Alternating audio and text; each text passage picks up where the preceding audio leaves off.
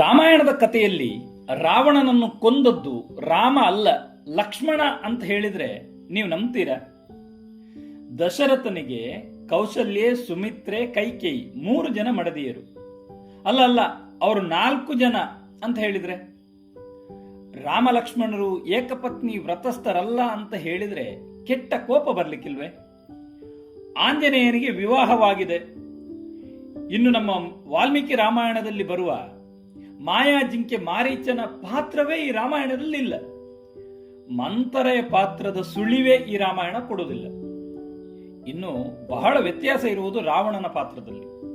ರಾವಣ ಭಯಂಕರ ಆಕಾರದ ರಾಕ್ಷಸನಲ್ಲ, ಆತ ಸದ್ಗುಣ ಸಂಪನ್ನನಾದ ಮಹಾಪುರುಷ. ಸೀತೆಯ ಅಪಹರಣ ಮಾಡಿದ್ದಕ್ಕೆ ರಾವಣ ಮುಂದೆ ಪಶ್ಚಾತ್ತಾಪ ಪಟ್ಟು ಸೀತೆಯನ್ನು ರಾಮನಿಗೆ ಒಪ್ಪಿಸ್ತೇನೆ ಎನ್ನುವ ನಿರ್ಧಾರಕ್ಕೂ ಕೂಡ ಬರ್ತಾನೆ ಅಂತ ಈ ರಾಮಾಯಣ ಹೇಳ್ತಾ ಇದೆ. ಇದು ಒಳ್ಳೆ ಕಥೆ ಆಯ್ತು. ಅಲ್ಲ, ಇದು ಯಾವ ರಾಮಾಯಣ ಅಂತ ನೀವು ತಲೆ ಕೆರ್ಕೊಳ್ತಾ ಇದ್ದೀರಲ್ಲ.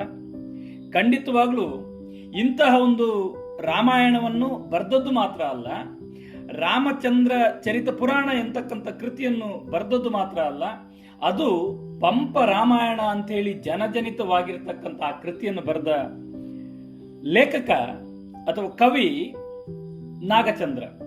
ಆದರೆ ಆ ಕೃತಿಯ ಕಾರಣದಿಂದಾಗಿಯೇ ತನ್ನನ್ನು ತಾನು ಅಭಿನವ ಪಂಪ ಎನಿಸಿಕೊಳ್ತಕ್ಕಂಥ ಬಿರುದನ್ನು ಕೂಡ ಅವನು ಪಡ್ಕೊಳ್ತಾನೆ.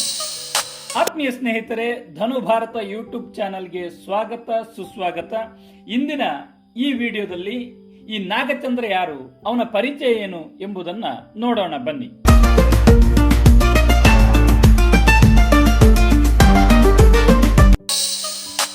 ನಾಗಚಂದ್ರನು ಹಳೆಕನ್ನಡ ಸಾಹಿತ್ಯದ ಒಬ್ಬ ಪ್ರಮುಖ ಜೈನ ಕವಿ.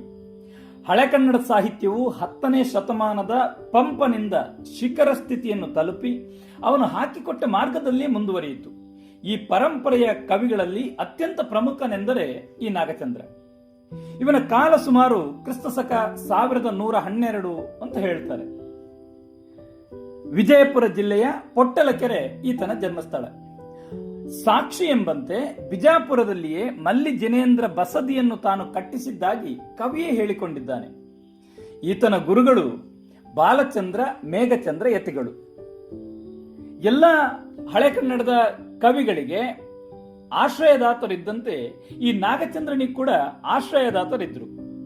ಕೆಲವು ಇತಿಹಾಸಕಾರರ ಪ್ರಕಾರ ಚಾಲುಕ್ಯ ಚಕ್ರವರ್ತಿಯಾದ ನಾಲ್ವಡಿ ಸೋಮೇಶ್ವರ ಸುಮಾರು 1100ರಿಂದ 1126ರವರೆಗೆ ಆಳ್ವಿಕೆಯನ್ನು ನಡೆಸಿದ ನಾಲ್ವಡಿ ಸೋಮೇಶ್ವರ ಇವನ ಆಶ್ರಯದಲ್ಲಿದ್ದ ಅಂತ ಕೆಲವರು ಹೇಳ್ತಾರೆ. ಇನ್ನು ಕೆಲವರು ಹೊಯ್ಸಳರ 1ನೇ ಬಳ್ಳಾಲನ ಆಸ್ಥಾನದಲ್ಲಿದ್ದನೆಂದು ಅಭಿಪ್ರಾಯ ಪಡ್ತಾರೆ. ಜೈನ ಪರಂಪರೆಯ ಪ್ರಸಿದ್ಧ ಕವಿಗಳಾದ ಪಂಪ, ಪೊನ್ನ, ರನ್ನರಂತೆಯೇ ಈ ನಾಗಚಂದ್ರನು ಭಕ್ತಿ ವೈರಾಗ್ಯಗಳನ್ನು ಕೇಂದ್ರೀಕರಿಸಿ ಮಲ್ಲಿನಾಥ ಪುರಾಣ ಮತ್ತು ರಾಮಚಂದ್ರ ಚರಿತ ಪುರಾಣ ಅಥವಾ ಅದನ್ನು ಪಂಪರಾಮಾಯಣ ಅಂತ ಕೂಡ ಕರೀತಾರೆ ಎಂಬ 2 ಜೈನ ಧಾರ್ಮಿಕ ಮಹಾಕಾವ್ಯಗಳನ್ನು ರಚಿಸಿದ್ದಾನೆ ಅಂತ ನಂಬಲಾಗ್ತದೆ. ನಾಗಚಂದ್ರನು ಬರೆದ ಮಲ್ಲಿನಾಥ ಪುರಾಣ ಕೃತಿಯು ಜೈನ 24 ತೀರ್ಥಂಕರರಲ್ಲಿ 19ನೇ ತೀರ್ಥಂಕರ ಮಲ್ಲಿನಾಥನ ಕಥೆಯನ್ನು ಒಳಗೊಂಡಿದೆ. ಇದು 14 ಆಶ್ವಾಸಗಳಲ್ಲಿ ವಿಸ್ತಾರವಾಗಿರುವ ಕಥೆ. ಜೀವನಕ್ಕೆ ಶರಣ್ಯ ಒಂದೇ ನಿರ್ಮಲ ಧರ್ಮಂ ಎಂಬ ಸಂದೇಶವನ್ನು ಈ ಕೃತಿಯು ಸಾರುತ್ತದೆ. ಮಲ್ಲಿನಾಥ ಪುರಾಣ ಎಂತಕ್ಕಂಥ ಕೃತಿಗೆ ಮೂಲ ಯಾವುದು ಅಂತ ಹೇಳಿದ್ರೆ ಗುಣಭದ್ರಾಚಾರ್ಯರ ಉತ್ತರ ಪುರಾಣ. ಮಲ್ಲಿನಾಥನ ಕತೆ ವಾಸ್ತವವಾಗಿ ಕಿರಿದಾದರೂ ನಾಗಚಂದ್ರನ ಸಾಹಿತ್ಯದ ಪ್ರೌಢಿಮೆಯಿಂದಾಗಿ ವರ್ಣನೆಗಳಲ್ಲಿ ಬಹಳ ಹಿಗ್ಗಿಸಿದ್ದಾನೆ. ನಾಗಚಂದ್ರ ಅಗಾಧ ಪ್ರತಿಭೆಯಿಂದ ಸುಂದರ ಭಾವಗೀತಾತ್ಮಕ ಭಾಗಗಳಿಗೆ ಈ ಕಾವ್ಯದಲ್ಲಿ ಕೊರತೆ ಇಲ್ಲ. ನಾಗಚಂದ್ರನ ಇನ್ನೊಂದು ಕೃತಿ ರಾಮಚಂದ್ರ ಚರಿತ ಪುರಾಣ. ಇದನ್ನು ಪಂಪರಾಮಾಯಣ ಎಂದು ಕೂಡ ಕರೆಯುತ್ತಾರೆ. ನಿಜವಾಗಿಯೂ ನಾಗಚಂದ್ರನಿಗೆ ಕೀರ್ತಿಯನ್ನು ತಂದಿದ್ದ ಕೃತಿ ಈ ರಾಮಚಂದ್ರ ಚರಿತ ಪುರಾಣ. ಇದು 16 ಆಶ್ವಾಸಗಳನ್ನುಳ್ಳ ಈ ಕಾವ್ಯವು ವಾಲ್ಮೀಕಿ ಪರಂಪರೆಯ ರಾಮಾಯಣವಲ್ಲ, ಜೈನ ಪರಂಪರೆಯ ರಾಮಾಯಣ. ಇಡೀ ಕೃತಿಯಲ್ಲಿ ಜೈನ ವಾತಾವರಣ ಹರಡಿಕೊಂಡಿದೆ. ನಾಗಚಂದ್ರನ ಶೈಲಿ ಬಹಳ ವಿಶಿಷ್ಟವಾದುದು. ಸರಳತೆ, ಮಾಧುರ್ಯ, ಧ್ಯೇಯತೆ ಅದರ ಪ್ರಮುಖ ಲಕ್ಷಣ. ಪಾಂಡಿತ್ಯ ಪ್ರದರ್ಶನದ ಚಾಪಲ್ಯ ಈತನಲ್ಲಿಲ್ಲ. ಕಾವ್ಯ ಎಲ್ಲರಿಗೂ ಅರ್ಥವಾಗಬೇಕು, ಅದರಿಂದ ಬದುಕಿಗೆ ಒಳ್ಳೆಯದಾಗಬೇಕು ಎಂಬ ಸದಾಶಯ ನಾಗಚಂದ್ರನದ್ದು. ಈ ದೃಷ್ಟಿಯಿಂದ ಚಂಪು ಕವಿಗಳಲ್ಲಿ ನಾಗಚಂದ್ರನಿಗೆ ವಿಶಿಷ್ಟವಾದ ಸ್ಥಾನವಿದೆ ಎಂದರೆ ತಪ್ಪಾಗಲಿಕ್ಕಿಲ್ಲ. ಈ ಕೃತಿಯ ಕಾರಣದಿಂದಾಗಿ ನಾಗಚಂದ್ರನಿಗೆ ಅನೇಕ ಬಿರುದುಗಳು ಕೂಡ ಸಂದಿವೆ.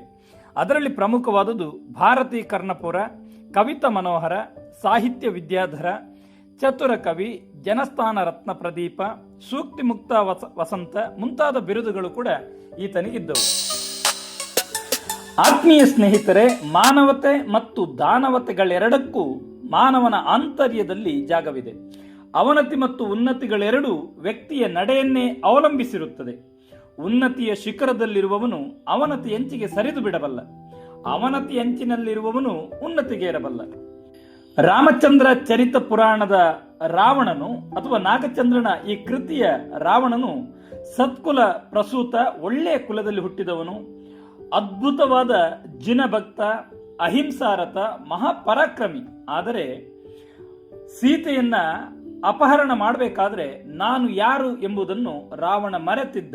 ಈ ಮರೆವಿನ ಪ್ರಕ್ರಿಯೆಯು ಸೀತಾ ಅಪಹರಣಕ್ಕೆ ಕಾರಣವಾದರೆ, ನಾನು ಯಾರು ಎಂಬುದರ ಅರಿವಿನ ಪ್ರಕ್ರಿಯೆಯು ಸೀತೆಯನ್ನು ರಾಘವನಿಗೊಪ್ಪಿಸುವ ಮನಪರಿವರ್ತನೆಗೆ ಕಾರಣವಾಗುತ್ತದೆ. ಸೀತೆಯನ್ನು ಅಪಹರಿಸಿದಾಗ ಕಲುಷಿತಗೊಂಡಿದ್ದ ರಾವಣನ ಮನವೆಂಬ ಕೊಳ ಪಶ್ಚಾತ್ತಾಪಗೊಂಡಾಗ ತಿಳಿಯಾಗಿ ನಿರ್ಮಾಣಗೊಳ್ಳುವುದನ್ನು, ದುಷ್ಟತನ ಹುಟ್ಟಿನಿಂದ ಬರುವುದಿಲ್ಲ, ಕಡೆಯ ತನಕ ನಿಲ್ಲುವುದೂ ಇಲ್ಲ ಎಂಬುದನ್ನು ದ್ವಿತೀಯ PUCಯ ಪಠ್ಯಪುಸ್ತಕ ಕದಡಿದ ಸಲಿಲಂ ತಿಳಿವಂದದೆ ಎಂಬ ಕಾವ್ಯ ಭಾಗದಲ್ಲಿ ನಾಗಚಂದ್ರನು ಬಹಳ ಹೃದಯವಾಗಿ ಚಿತ್ರಿಸಿದ್ದಾನೆ. ಕಾವ್ಯ ಭಾಗದ ಮುಂದಿನ ಭಾಗವನ್ನು ಮುಂದಿನ ವಿಡಿಯೋದಲ್ಲಿ ನೋಡುವ ಅಂತ ಹೇಳ್ತಾ ನಿಮ್ಗೆಲ್ರಿಗೂ ಧನ್ಯವಾದಗಳು.